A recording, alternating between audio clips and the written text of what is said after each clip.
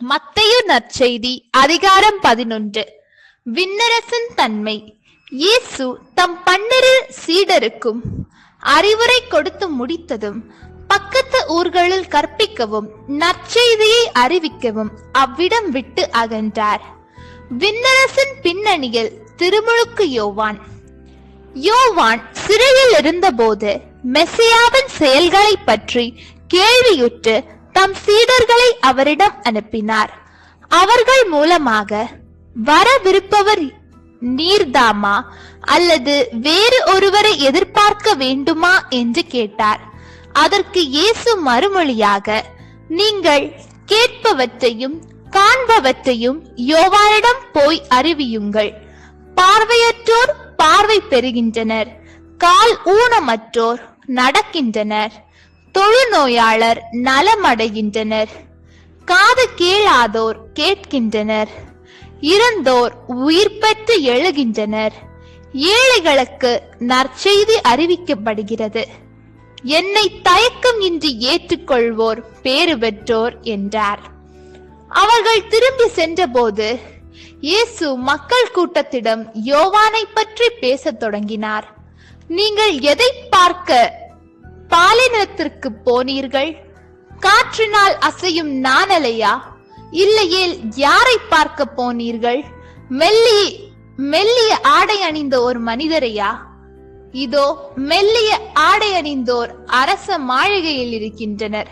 பின்னர் யாரைதான் பார்க்க போனீர்கள்? இறைவாக்கினரையா?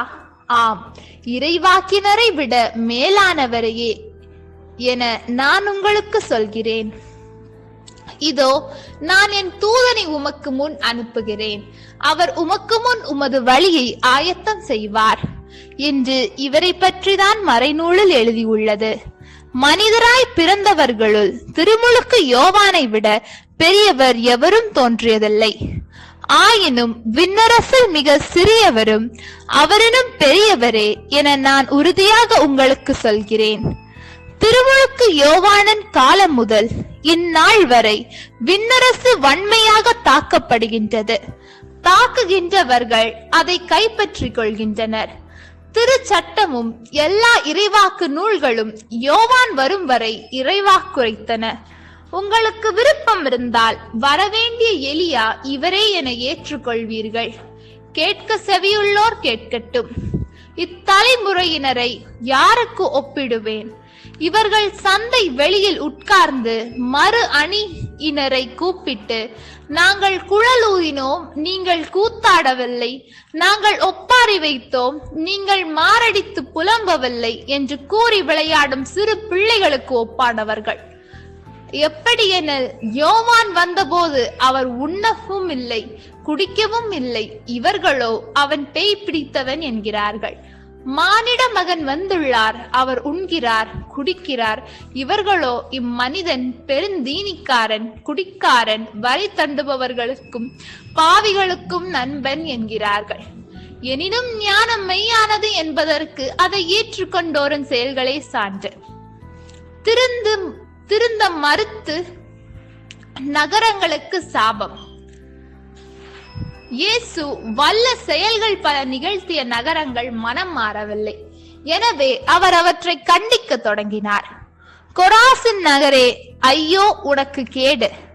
பெத்சாய்தா நகரே ஐயோ உனக்கு கேடு! ஏனெனில் உங்களிடையே செய்யப்பட்ட வல்ல செயல்கள் சீதோன் நகரங்களில் செய்யப்பட்டிருந்தால் அங்குள்ள மக்கள் முன்பே சாக்கு உடைத்தி சாம்பல் பூசி மனம் மாறியிருப்பர். தீர்ப்பு நாளில் தீருக்கும் சீதோனுக்கும் கிடைக்கும் தண்டனையை விட உங்களுக்கு கிடைக்கும் தண்டனை கடினமாகவே இருக்கும் என நான் உங்களுக்கு சொல்கிறேன்.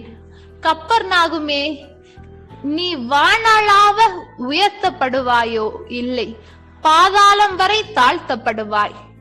ஏனெனில் உன்னிடம் செய்யப்பட்ட வல்ல செயல்கள் சோதோமில் செய்யப்பட்டிருந்தால் அது இன்று வரை நிலைத்திருக்குமே. தீர்ப்பு நாளில் சோதோமுக்கு கிடைக்கும் தண்டனையை விட உனக்கு கிடைக்கும் தண்டனை கடினமாகவே இருக்கும் என நான் உங்களுக்கு சொல்கிறேன். தந்தையும் மகனும். அவ்வேளையில் இயேசு, தந்தையே, விண்ணுக்கும் மண்ணுக்கும் ஆண்டவரே, உம்மை போற்றுகிறேன். ஏனெனில் ஞானிகளுக்கும் அறிஞர்களுக்கும் இவற்றை மறைத்து குழந்தைகளுக்கும் வெளிப்படுத்தினீர். ஆம் தந்தையே, இதுவே உமது திருவுளம். என் தந்தை எல்லாவற்றையும் என்னிடத்தில் ஒப்படைத்திருக்கிறார்.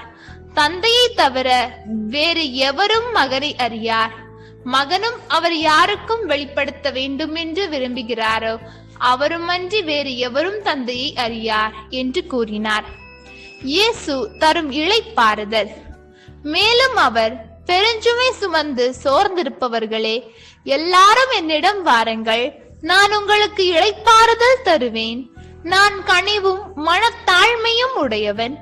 ஆகவே என் நுகத்தை உங்கள் மேல் ஏற்றுக்கொண்டு என்னிடம் கற்றுக்கொள்ளுங்கள். அப்பொழுது உங்கள் உள்ளத்திற்கு இளைப்பாறுதல் கிடைக்கும். ஆம், என் நுகம் அழுத்தாது, என் சுமை எளிதாய் உள்ளது என்றார். ஆண்டவரின் அருள்வாக்கு. இறைவா உமக்கு நன்றி. நம் அன்பு கடவுளின் ஆசியும் அருளும் இன்னும் பலருக்கு கிடைக்கப்பெற ஹோலி பைபிள் தமிழ் சேனலை சப்ஸ்கிரைப் செய்துவிட்டு இந்த வீடியோவை லைக் செய்யவும், மேலும் உங்கள் உறவினர் மற்றும் நண்பர்களுடன் ஷேர் செய்யவும். நன்றி.